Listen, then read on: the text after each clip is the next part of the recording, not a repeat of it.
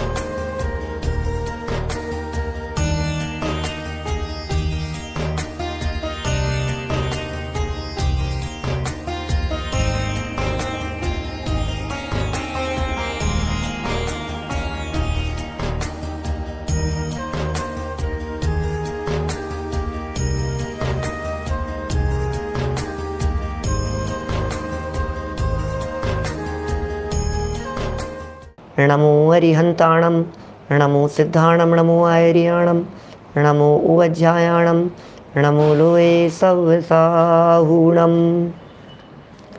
ओकारं बिन्दुसंयुक्तं नित्यं ध्यायन्ति योगिनः, कामदं मोक्षदं चैव ओंकाराय नमो नमः। अविरल शब्दघनोग प्रक्षालित सकलभूतलमलकलङ्का, मुनिभिरुपासित तीर्था सरस्वती हरतु नो दुरितान्। अज्ञाने तिमिरान्धानां ज्ञानाञ्जनशलाकया चक्षुरुन्मिलितं येन तस्मै श्रीगुरुवे नमः। श्री परम गुरुवे नमः। परम्पराचार्य गुरुवे नमः। सकल कलुष विध्वंसकं श्रेयसां परिवर्धकं धर्म संबंधकं भव्य जीव मनः प्रतिबोधकारकं पुण्य प्रकाशकं पाप प्रणाशकमिदं शास्त्रं श्री संयम प्रकाश नामधेयम्। अस्य मूल ग्रंथ कर्तारे श्री सर्वज्ञ देवास, तदुत्तर ग्रंथ कर्तारे श्री गणधर देवा प्रतिगणधर देवास तेषां वचनानुसार मास। आचार्य श्री कुंद कुंदामनाय आचार्य सूर्य सागरेण विरचितं श्रोतारे सावधानतया शृण्वन्तु, सावधानतया शृण्वन्तु। मंगलम भगवान वीरो मंगलम गौतमो गणी, मंगलम कुंद कुंदाद्यो जैन धर्मोस्तु मंगलम।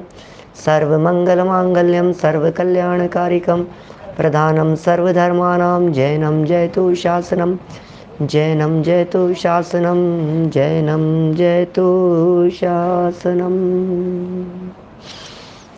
संयम प्रकाश नाम का यह ग्रंथ है, आचार्य सूर्य सागर जी द्वारा लिखी गई यह सुंदर रचना। और इस रचना के अंतर्गत कल हमने यह देखा था कि जो मिथ्यात्व है वो कितना अधिक खतरनाक है। मिथ्यात्व इतना अधिक खतरनाक है कि यदि सांप डस जाए, सांप खा जाए तो खाने दो, जहर खिलाए कोई व्यक्ति तो कोई दिक्कत नहीं है, दावानल की अगली में भस्म हो जाए तो कोई ऐतराज़ नहीं है, और समुद्र में डुबो दिया जाए तो भी कोई फ़र्क नहीं पड़ता। लेकिन कहते हैं इन सब से भी ज़्यादा खतरनाक है मिथ्यात्व का सेवन। बोले ये सब यदि करने के प्रसंग बने तो भले ही बन जावें, कोई बात नहीं, लेकिन मिथ्यात्व का सेवन करने वाला व्यक्ति अनंत संसार में डूबता है। इसलिए जैसे भी बन पड़े, हे भव्य जीवों मिथ्यात्व का त्याग करो। बहुत विस्तार से चर्चा की थी रागी द्वेषी देवताओं के संदर्भ में, कुदेवादिक के संदर्भ में। माने जिस दृढ़ता से यह बात कही गई, पेज नंबर 166 पर वो सच में देख देख करके ऐसा लग रहा था कि कितनी दृढ़ता है गृहीत मिथ्यात्व के विरोध के संबंध में। इन सब से तो एक ही भाव बिगड़ता है, लेकिन मिथ्यात्व के सेवन से भव भवांतर बिगड़ जाते हैं, जन्मांतर बिगड़ जाते हैं, अनंत भाव बिगड़ जाते हैं, कोई भरोसा नहीं है। ते कुगुरु जन्म जल उपल नाव, वे जो कुगुरु हैं वे जन्म जल माने संसार समुद्र में डुबो देने के लिए पत्थर की नौका के समान हैं। देखिए अब इसी संदर्भ में ये कुदेव कौन होते हैं, कुदेव के लक्षण क्या हैं, कुगुरु क्या हैं और कुशास्त्र क्या हैं, इसके संदर्भ में एक प्रकरण यहाँ शुरू कर रहे हैं।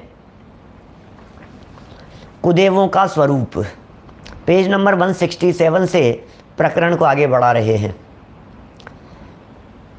मज्जे धम्मो मन से धम्मो जीवा हसाई धम्मो, राई देवो दोषी देवो माया सुन्नम पिदेवो।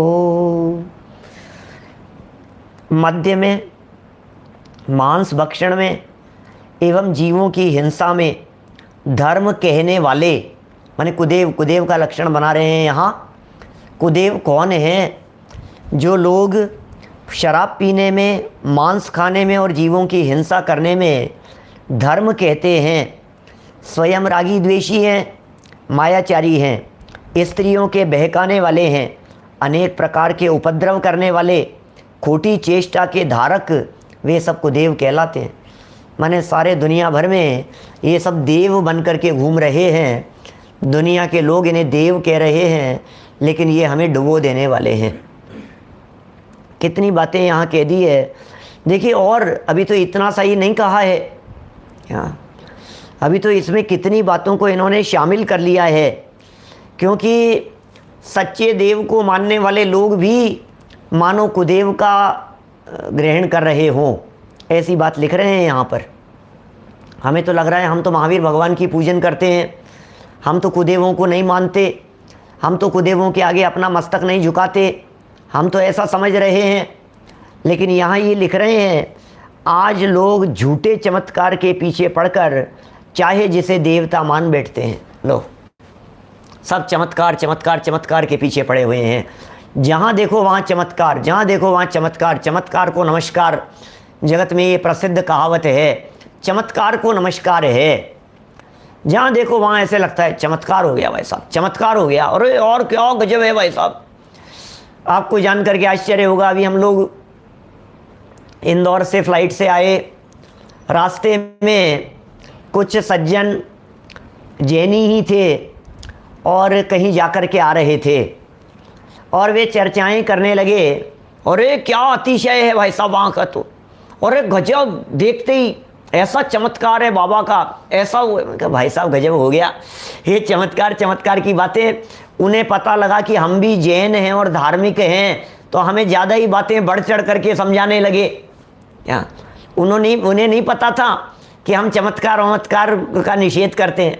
उन्हें नहीं पता था कि वो तो अपनी महिमा समझ रहे थे इस बात में। उन्हें तो ऐसे लग रहा था कि ये पंडित जी धर्मात्माएं, तो इनको बताओ, अरे ऐसी प्रतिमाएं और ऐसे चमत्कार हैं, क्या ऐसा अतिशय हो गया और ये हो गया, और हमने तो, हमारी तो ज़िंदगी बदल गई इसको देख करके, दर्शन करके। फिर हमने थोड़ा सा जब बोलने की कोशिश की तो उनके समझ में आया कि ये क्या है। भाई साहब, जगत का स्वरूप इसी प्रकार का है।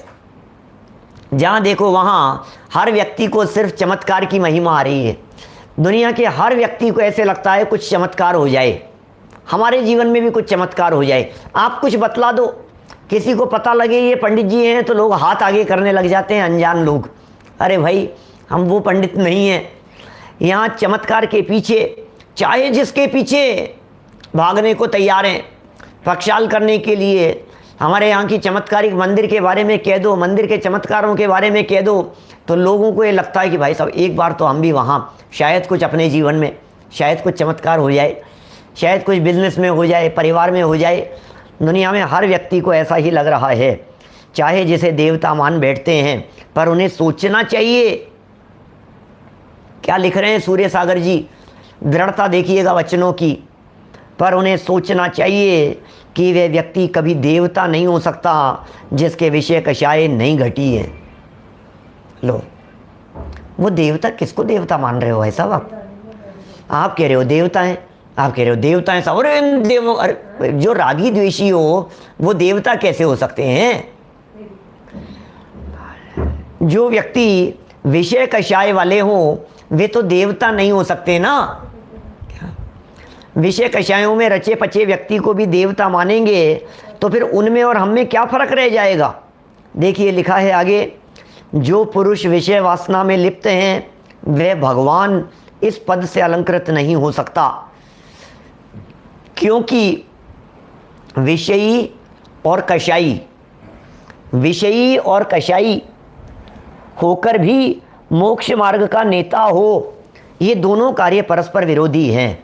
विषय कषाई भी हो और मोक्ष मार्ग के नेता भी हो, क्योंकि जो हमारा मोक्ष मार्ग है यह मोक्ष मार्ग तो विषय कषाय से विपरीत है। मोक्ष मार्ग तो इन सबसे निवृत्ति की बात कहता है। क्या मोक्ष मार्ग तो ये कहता है इनमें सुख नहीं है, इसलिए उन्हें छोड़ करके आप मुक्ति के मार्ग में लगो। तो एक तरफ तो ये मार्ग है और दूसरी तरफ विषय कषाई लोग हैं। ये दोनों कार्य परस्पर विरोधी हैं, ये दोनों कार्य एक स्थान में नहीं हो सकते। या तो विषय कषाय हो सकती है या सच्चा देवपना हो सकता है, दोनों बातें एक साथ नहीं चलती है।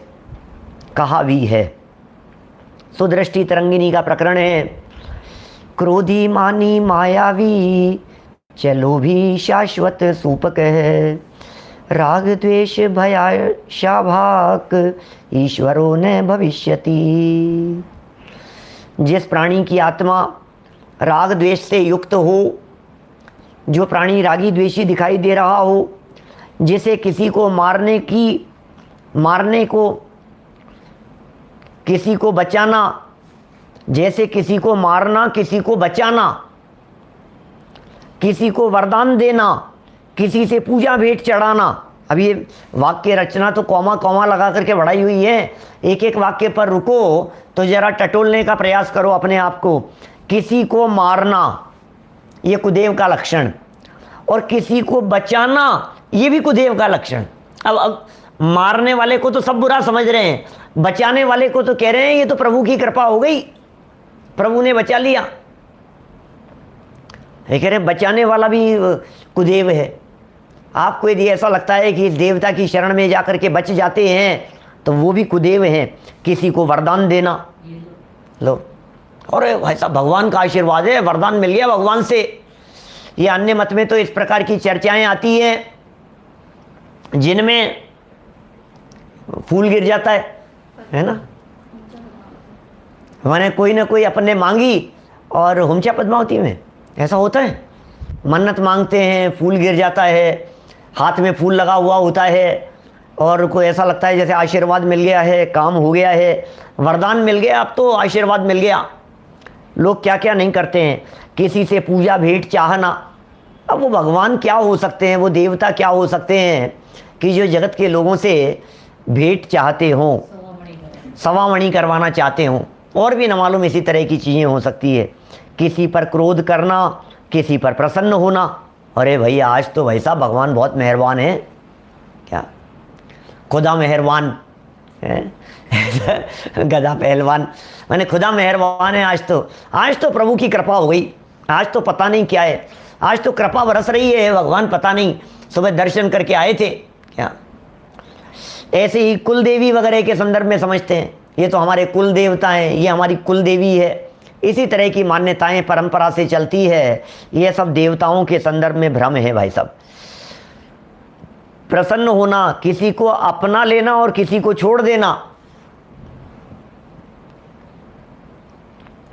इस प्रकार की जितनी भी क्रिया हो सो सब संसारी जीवों में घटित होती है। कारण कि जिनको देखते ही भय लगे। अब जरा देखना उन देवी देवताओं की दशा, उनकी शक्ल देखना जरा, उनकी शक्ल देखने पर डर लगने लग जाता है। मैं बताना नहीं चाहता, एक जगह की सच्ची घटना है। बात है सन 1997 की। हम प्रवचन करके कहीं किसी क्षेत्र पर गए, जगह नहीं बतलाना चाहता, और उस क्षेत्र पर जैसे ही पहुँचे, वहाँ मंदिर जान करके अंदर एंट्री की। तो मंदिर जान करके जैसे ही एंट्री की तो अंदर जो विराजमान थे उन्हें देख करके एकदम लगा कि ये कौन सी जगह पर आ गए हैं, ये क्या है ये, ऐसा ऐसा। और मेरे साथ जो थे वो तो डर गए एकदम, क्योंकि उनको तो कल्पना भी नहीं थी कि ऐसा भी कुछ हो सकता है।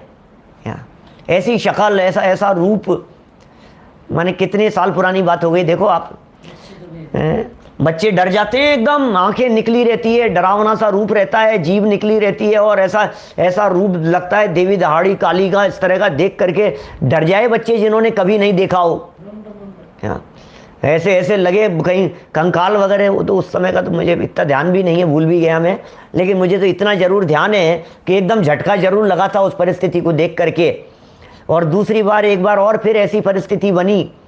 अभी क्या होता है, क्षेत्रों के नाम लेवे ना अपन, तो फिर तुरंत ऐसा लगने लगता है कि ये उस क्षेत्र के बारे में बोल रहे हैं, ये वहाँ के बारे में, ऐसा फिर वहाँ उनका चलता है, यहाँ इनका है, क्या करना है अपने को। कुल मिला करके बात यहाँ कहना चाह रहे हैं, जिनको देखते ही भय लगे उनसे संसारी जीव अपना कैसे कल्याण कर सकते हैं, ये बतलाइए आप। तो क्या हमें तो इतनी सी बात बतला दीजिए, जिनसे डर लग रहा हो उनसे, उन ऐसे अध्यापकों से बच्चे नहीं पढ़ते जिनसे डरते हो। बहुत ज़्यादा डर लग रहा है, नहीं मैं नहीं पढ़ूंगा, बच्चे वहाँ तो सामने बैठ करके पढ़ लिए, बाद में इनसे तो हरगिज नहीं पढ़ूंगा। क्या मैं तो ऐसे मैं तो उन टीचर के जाऊंगा ही नहीं, मैं तो वहाँ पढ़ूंगा ही नहीं, मैं तो उनकी जिनसे डर लगता है बच्चे उनके पास में बैठना पसंद नहीं करते। छोटे छोटे से बच्चे, आपको कह दिए जिनसे आपको डर लगता हो और आपसे कहे कि उनके पास जाकर के अपना काम करा लो, तो कैसे कराएगा व्यक्ति, जाएगा कैसे, उनसे अपना प्रयोजन कैसे सिद्ध होगा, कैसे अपना कल्याण कर सकते हैं। ऊपर जितना भी कार्य बताया है सो सब कुदेवों में घटित होता है। किसी का उपकार करेंगे, किसी की बुराई करेंगे, किसी को अपना लेंगे, किसी को छोड़ देंगे, किसी को श्राप दे देंगे, किसी का कुछ कर देंगे, किसी का कल्याण कर देंगे, किसी से बिगड़ जाएंगे, न मालूम क्या क्या। ये जितनी भी प्रवृत्तियां हैं ये सारी कुदेवों की है। यदि किसी को विशेष समझना हो इन बातों के संबंध में तो ठिकाना बता रहे हैं भाई, हम कहाँ तक बताएं। मिथ्यात्व खंडन रत्नाकर नामक ग्रंथ देखें, आप्त परीक्षा नामक ग्रंथ देखें, आप्त मीमांसा या अष्ट सहस्त्री से समझ लेना चाहिए। कहाँ तक बताएं, ग्रंथ के ग्रंथ भरे पड़े हैं क्या। कैसे हो कल्याण की करनी काली है, ऐसा ऐसा है स्वरूप। और भी कहा है, ये शस्त्राधिभृतो रौद्रा द्वेषाद्यै परिवर्तितः शाप प्रसाद संरंभा नते देवा भवापहा। प्रबोध सार में कहा है, जो त्रिशूल आदि हथियारों को धारण करने वाले, देखना ध्यान देना क्या क्या शब्द हैं, सब जगत के, वो है ना भजन, जगत के देव सब देखे, कोई रागी कोई द्वेषी, किसी के हाथ आयुध है, किसी को नार भाती है। तिहारे ध्यान की मूरत अजब छवि को दिखाती है। सारे जगत के देवी देवताओं को देख लिया, किसी के हाथ में आयुध है, अब वो हम उनके पास में जा रहे हैं कि वो बचा लेंगे, वो खुद ही बचने के लिए हथियार लिए बैठे हैं क्या। हथियार रखना ये बहादुरी का सूचक नहीं होता, हथियार रखना ये कमजोरी की निशानी है, ये कोई ताकत की निशानी थोड़ी ना। ताकतवर लोगों को हथियार की जरूरत नहीं होती, कमजोरों को हथियार की जरूरत होती है। जिन्हें हथियार की जरूरत है वे नियम से कमजोर है। अरे मैं बंदूक रखता हूं, तुम्हें पता है क्या, मेरी जेब में बंदूक है, तो इसका मतलब तुम्हें किस बात का डर है ये बताओ।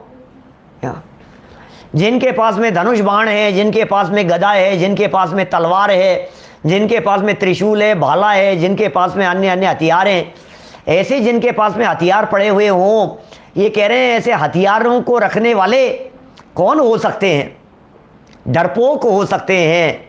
यहाँ कैसे शब्दों के प्रयोग किए, हथियारों को धारण करने वाले, क्रूर हैं वे, रागी, द्वेषी, क्रोधी, मानी, मायावी, लोभी। और क्या शब्दों के प्रयोग करें भाई साहब, कहाँ तक बतलाएं आपको। जो रागी द्वेषी हैं, क्रोधी मानी हैं, मायावी हैं, लोभी हैं और कषाय से व्याप्त हैं, रुष्ट होने पर श्राप दे देते हैं। लो भाई साहब, भगवान ने श्राप दे दिया। और भाई साहब, प्रभु का श्राप लग गया। अब ये श्राप के मारे अभी डरे जा रहा है, ये श्राप को लेकर के। अनुकूल होने पर प्रसन्न होने वाले एवं आरंभ सहित है। आपको मालूम है, अनुकूल होकर के उन्होंने वरदान दे दिया था उसको, भस्मासुर को, महादेव जी ने। प्रसिद्ध कथानक है, महादेव जी ने भस्मासुर को प्रसन्न होकर के वरदान दे दिया था। उसने उनको मनाया आकर के, और भाई वो खुश हो गए। बोले क्या मांगता है, बोले जिसके माथे पर हाथ रखूं वो भस्म हो जाए। उसका नाम भस्मासुर पड़ गया। फिर बाद में जिसके भी सर पर जाकर के हाथ रख देता था वो भस्म हो जाता था। प्रसन्न हो गए भगवान, उसमें क्या है। ऐसी कथाएं चलती है इनके यहाँ। फिर आपको जान करके आश्चर्य होगा, थोड़े काल बाद में वो भस्मासुर पार्वती के ऊपर मोहित हो गए। अब क्या करें, बोले अब तो यही चक्कर है कि जब तक ये महादेव जी रहेंगे तब तक मुझे पार्वती नहीं मिलेगी, तो अब क्या किया जाए। बोले अब तो महादेव जी के माथे पर जाकर के हाथ रख दो तो भस्म हो जाएंगे। ये उनके यहाँ की कथाएं हैं, उनके यहाँ शास्त्रों में ऐसा लिखा है कि फिर वे भागते रहे। क्या वे भागते रहे और भस्मासुर उनका पीछा करता रहा उनके माथे पर हाथ रखने के लिए। अब बोलो क्या करें, हमने आशीर्वाद दे दिया उनको, हम प्रसन्न हो गए उनके साथ में, हम दुखी हो गए उनके साथ में। ये ऐसा कह रहे हैं, ये आरंभ सहित दिखाई दे रहे हैं। देवता आरंभ सहित कैसे हो सकते हैं, देवता परिग्रह सहित कैसे हो सकते हैं। मैं कभी कभी कहता हूँ, ऐसी बातें कहता हूँ, मैं सुनना जरा, मार्मिक बात है। एक साधर्मी के सामने व्यक्त कर दी थी मैंने, और तब से उसको सोचने पर मजबूर किया। बाद में एक आध दो बार मैंने किसी सभा में भी कहीं कही है, विशेषकर विदेशों में इस तरह की चर्चाएं की है मैंने। जो ये कहते हैं भगवान है हमारे, भगवान को यदि सोने चांदी से नहीं मढ़ा जाएगा तो क्या ये तो हमारी शोभा है भाई साहब। भगवान को तो सोना पहनाओ, चांदी पहनाओ, मुकुट लगाओ, ऐसे सब भगवान को तो सजाओ भाई। हम भगवान है वो तो। अपने चंचल लक्ष्मी का प्रयोग यदि हम भगवान के श्रृंगार के लिए कर रहे हैं तो इसमें क्या हो गया। तो मैंने एक प्रश्न छोटा सा पूछा, आप लोगों से भी पूछता हूँ, थोड़ा सा गंभीरता से विचार करना। अभी भगवान को तो एक तरफ बिठा देवें, अपन विराजमान कर देवें। मुझे बतलाइए, जो साधक हैं, जो साधना करने वाले हैं, जो महाराज हैं, जो मुनि हैं, जो त्यागी हैं, सन्यासी हैं, वे गोल्ड आदि रख सकते हैं क्या, सोने के आभूषण रख सकते हैं क्या? नहीं रख सकते ना। एक स्वर में सामने बैठे हुए लोगों ने मुझे जवाब दिया कि नहीं रख सकते साहब। नहीं, मुनिराज तो नहीं। मुनिराज क्या क्या रखते हैं, आपके महाराज क्या क्या रखते हैं बताओ। बोले महाराज तो नहीं, महाराज तो बस थोड़ा सा इतना सा ही है, बस महाराज तो इतना ही रख सकते हैं। मैंने कहा कोई बैंक बैलेंस, लॉकर, ये वो दुनिया भर की चीज़ें, कुछ कोई जेवर वेवर, कोई गले में ऐसे कोई पहनते हो, कोई सोने चांदी के डायमंड्स। अरे नहीं महाराज, कैसी बात कर रहे हो यार, महाराज कैसे पहनेंगे। अच्छा नहीं पहनेंगे पक्का? हाँ बिल्कुल। मैंने कहा यार आप महाराज के लिए करना चाहिए आपको कुछ ना कुछ। नहीं नहीं नहीं नहीं नहीं नहीं पहनेंगे, नहीं पहनेंगे। तो फिर हमने कहा महाराज से ऊपर है परमात्मा या महाराज से नीचे है, पहले ये बताओ। जब मुनि अवस्था में ही सब कुछ छोड़ दिया, त्याग कर देने पर ही कुछ नहीं बचा, महाराज बन जाने पर ही कुछ नहीं बचा, तो फिर जब वे महाराज भगवान बन गए तो फिर उनके पास में फिर कहां से आ गया। ये राग द्वेष तो पहले ही छोड़ दिया है, सर्व आरंभ से रहित होते हैं। जिनके आरंभ होता है वे सब कुदेव हैं, खोटे देव हैं। उनकी भक्ति से संसार समुद्र में डूबना ही होगा।